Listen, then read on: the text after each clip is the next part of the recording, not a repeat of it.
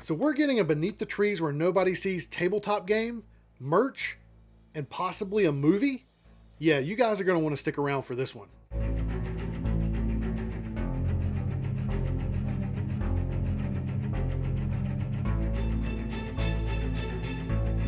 How's it going, comic book fans, and welcome back to Comic Drops. Today we've got some huge news for all you fans of Beneath the Trees Where Nobody Sees.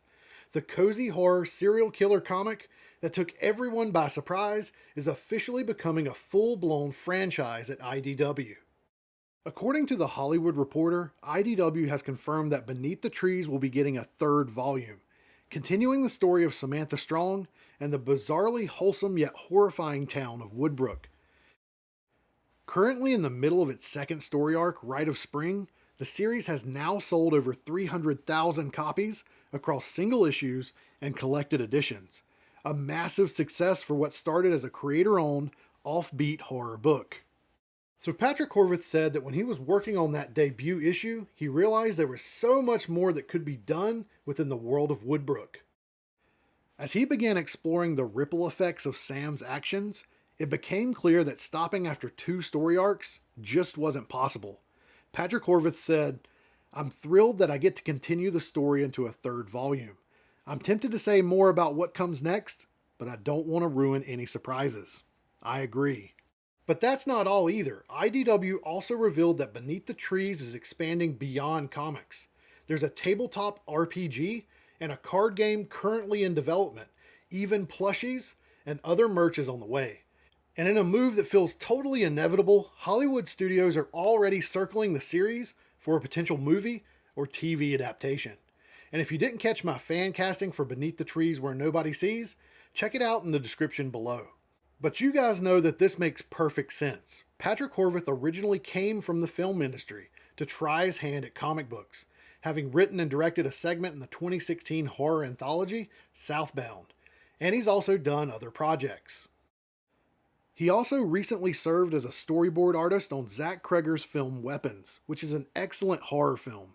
So seeing Beneath the Trees flirt with an adaptation feels like a natural next step.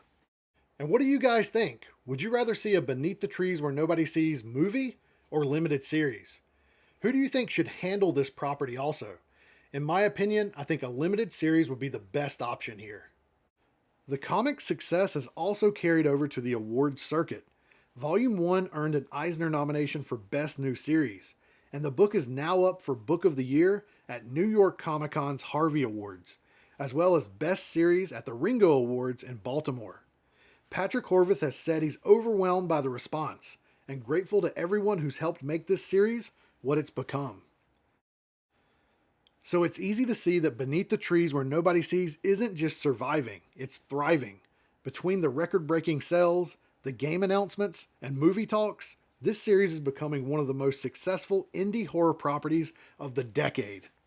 With Beneath the Trees officially turning into one of IDW's biggest modern hits, with over 300,000 copies sold, that brings us to the latest reveals for Rite of Spring, including some haunting new cover art and a few intriguing preview pages for the next issue. Yes. Now let's talk about the big news surrounding Beneath the Trees Where Nobody Sees Rite of Spring.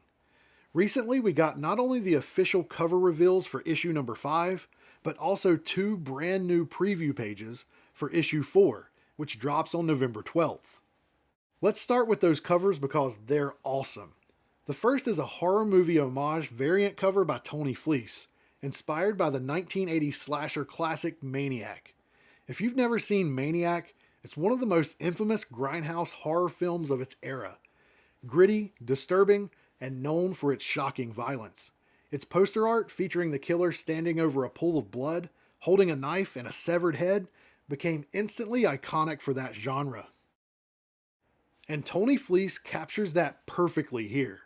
Only this time, the killer isn't Maniac's Frank Zito, it's Sam. She's standing over a pool of blood, holding a knife in one hand, and in a chilling twist, the head of a rabbit in the other. The whole piece uses that distressed 1980s horror movie font, really selling that vintage movie poster aesthetic. But here's what caught my attention. The rabbit's head looks strangely familiar. Bears a resemblance to the barista from the first series, the one stalked by Nigel in the grocery store. Could this be a hint that Nigel might still play a major role in the final chapters of Rite of Spring? Who knows? But it's definitely an intriguing connection to think about. Now let's take a look at the regular cover for issue number 5, and it might be even more fascinating. We see Sam standing in the woods, her eyes are closed, and her hands are clasped together praying. Not exactly the image most of us would associate with her. Surrounding her are the citizens of Woodbrook, Chip, Bertie, Pauline, and even Melody, all of them staring at her in shock. This could be teasing a truly shocking conclusion to this series. Are we about to see Sam's secrets finally exposed? Or maybe this moment represents something more internal, a twisted kind of spiritual awakening for her, as if she's begun to view her murders as some kind of religious act or purification ritual. Or hey, maybe it's just a striking piece of symbolic art that's not meant to be taken literally. Either way, it's absurd, unexpected, and completely compelling. Now on to the 2 preview pages for issue number 4. The first page features Pauline and Louis Burrow driving together. Pauline looks nervous and distracted while Louis stares out the passenger side window, clearly bored. But as the sequence continues, things escalate. Pauline becomes more frantic. Louis suddenly shouts, and the car screeches to a stop as another vehicle speeds through an intersection in front of them. It looks like Pauline nearly ran a red light, and this scene most likely highlights the toll her pill abuse has taken on her. And we saw hints of that back in issue number 2, and it seems that's about to come back in a bigger way in future issues. Then the second preview page shifts its focus to Sam.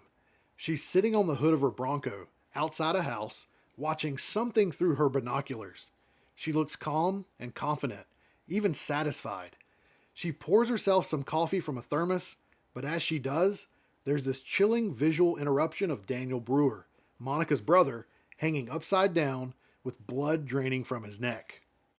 This scene seems to connect the sound of the coffee pouring out to the sound of Daniel's blood being drained, as if those small, mundane moments in her life are starting to echo her crimes. It's like she can't fully separate her normal routine from the things she's done.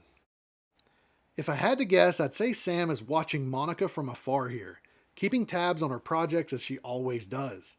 It's a small moment, but it shows that Sam's self-control might be slipping, even as she tries to keep whatever plan she has in place on schedule.